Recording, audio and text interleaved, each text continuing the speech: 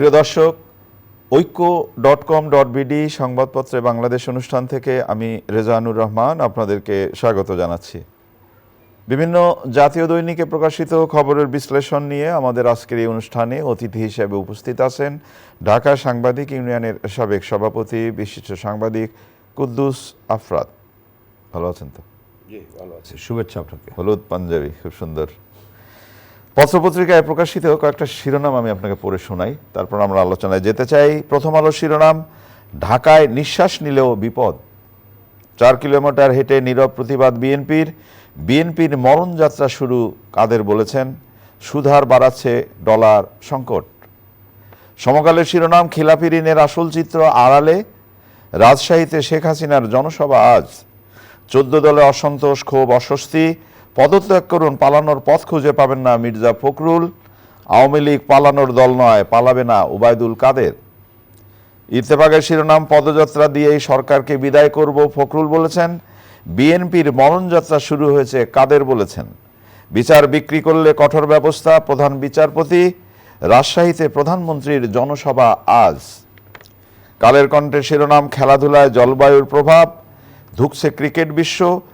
Gas লিকেজের আগুন, সপরিবারে দগ্ধ বাড়ছে। 2 ফেব্রুয়ারি থেকে বাড়বে শীত। দৈনিক বাংলার শিরোনাম, সস্তার বিদ্যুৎ এখন গলার কাটা। জনকণ্ঠের শিরোনাম, রামপাল বিদ্যুৎ কেন্দ্র উৎপাদনে ফিরছে। বাংলাদেশ প্রতিদিনের শিরোনাম, নদী গিলে খাচ্ছে বেপরোয়া দখলদার।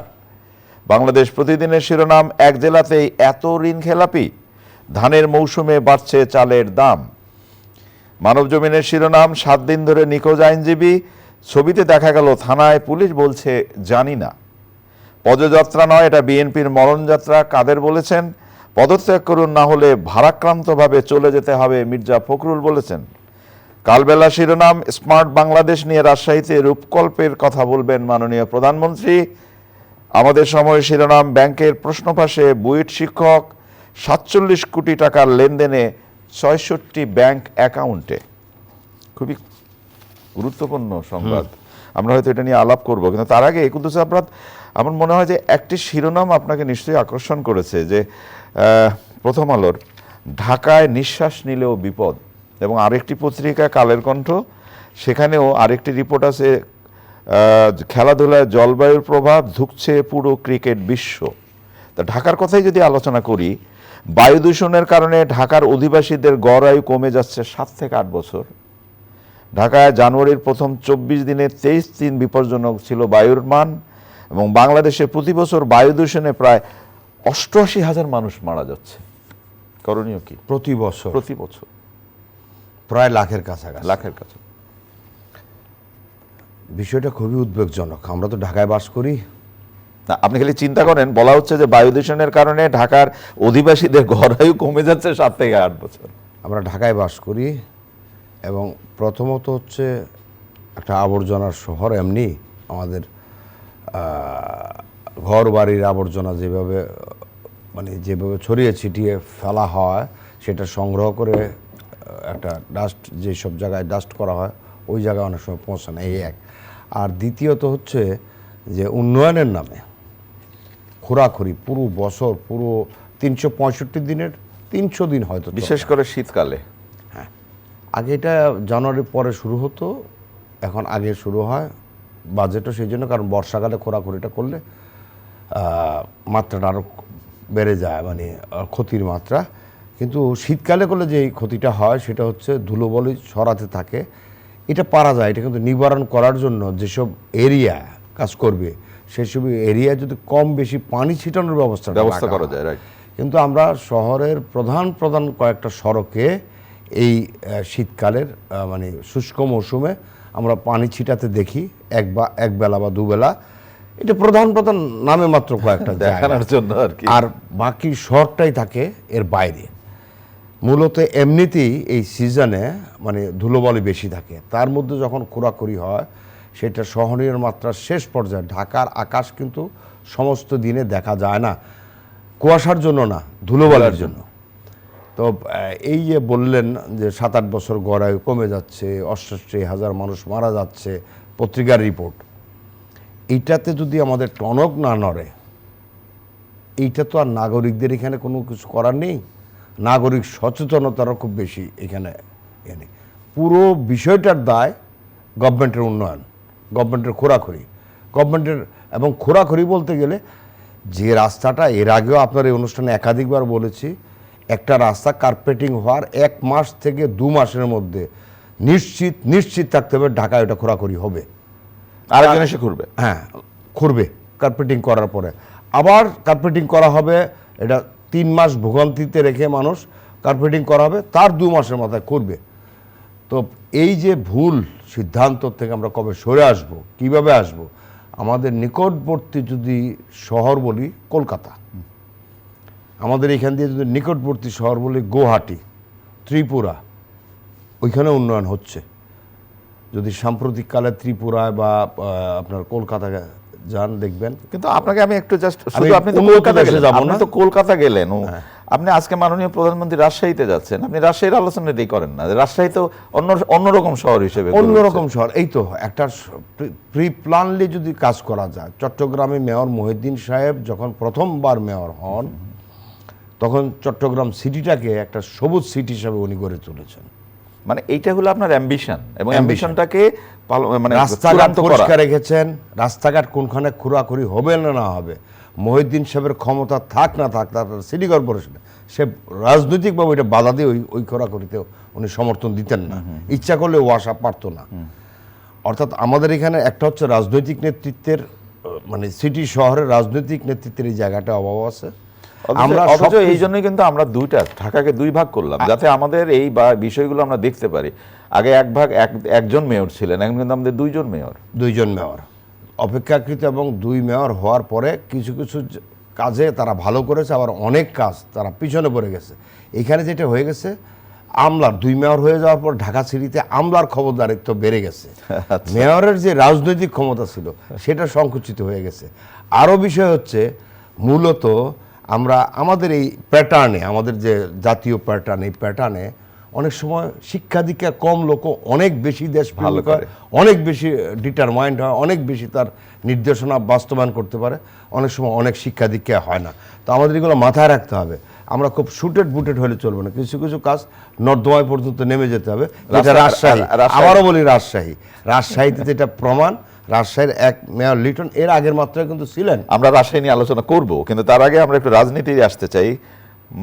গতকাল বিএনপির পদযাত্রা ছিল, আওয়ামী লীগেরও অনুষ্ঠান, মানে সমাবেশ স্বাভাবিকভাবেই ছিল, কিন্তু রাজনৈতিক বক্তব্যের শিরোনাম যেভাবে হলো, তাতে আপনার কাছে কি মনে হয় যে ওবায়দুল কাদের সাহেব বলেছেন যে এটি হলো পদযাত্রা না, এটা একটু মরণ যাত্রা, মির্জা ফখরুল ইসলাম পদত্যাগ করে সরে দাঁড়ান, পালাবারও পথ পাবেন না। আচ্ছা, বুঝলাম যে রাজনৈতিক স্লোগান, রাজনৈতিক বক্তব্য, কিন্তু বক্তব্যগুলো কি এরকম হওয়া উচিত, না কি মনে হয় আপনাকে, না হওয়া উচিত? রাজনৈতিক বক্তব্য, মাঠের বক্তব্য অনেক সময় তারা কর্মীদেরকে উজ্জীবিত করার জন্য বলে, কিন্তু এখনকার রাজনীতি আর পাকিস্তানিকে তাড়ানোর রাজনীতি তো এক রাজনীতি না। পালাবার পথ পাবে না, যাবে কোথায়? এটা যেমন প্রশ্ন। আর মরণ যাত্রা, গভর্নমেন্টের বিরুদ্ধে রাস্তায় নামলে যদি মরণ যাত্রা হয়ে যায়, ওইটাও খুব শুভন মনে হয় না। বিষয়গুলো হচ্ছে যে আমাদের রাজনীতিতে সহিষ্ণুতার খুবই অভাব, আর আরেকটা হচ্ছে যে গঠনমূলক সমালোচনা, আলোচনা কোনোটাই হচ্ছে না, একচেটিয়া হচ্ছে। আমি আপনাকে শুনছিই না, আর আপনি বলছেন আমি দেখছি না। এই যে অবস্থা, বা আমি একটা ভালো কাজ করছি, আপনি ন্যূনতম প্রশংসা করছেন না, করতে গেলে মনে হয় যেন কেন করবো। তো এই যে কালচারটা, এই কালচারটা থেকে সরে আসতে হবে। এটার জন্য অনেক বছর ধরে বলাবলি হচ্ছে।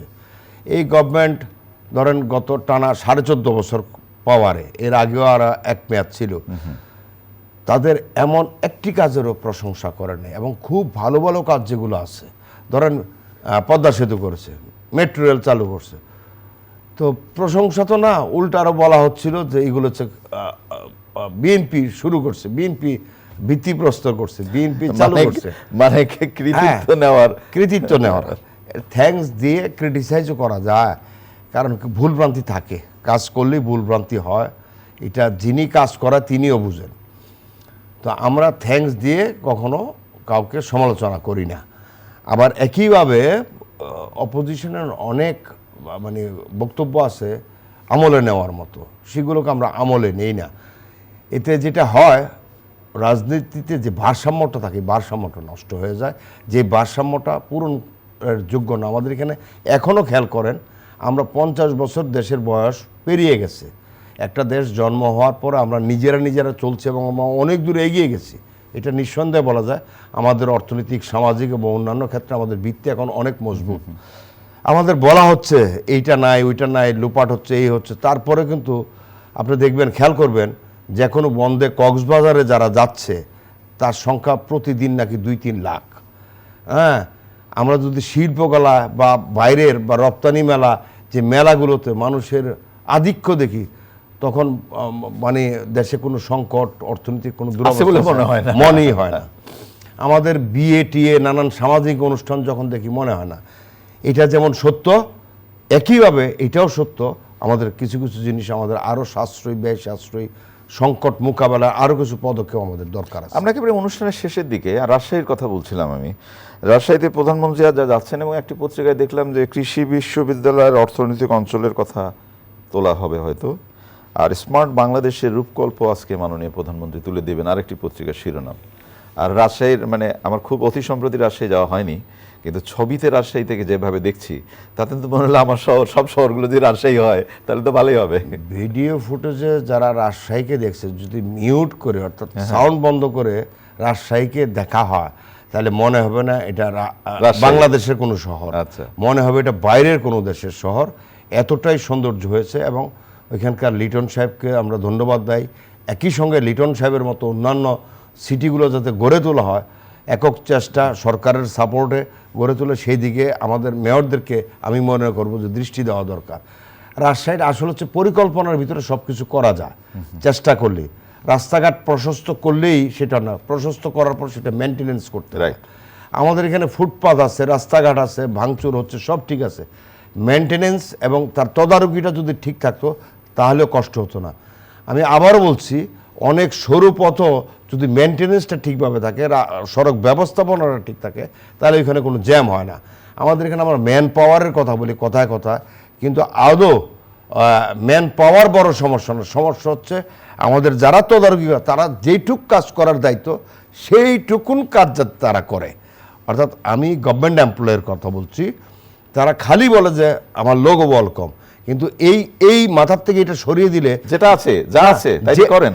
যে বলে তাকেই চেয়ারে পাওয়া যায় না বেশিরভাগ সময়, সেই কাজে ব্যস্ত থাকে না। একই অবস্থা তার নিচু স্তরে বা উপরের স্তরে।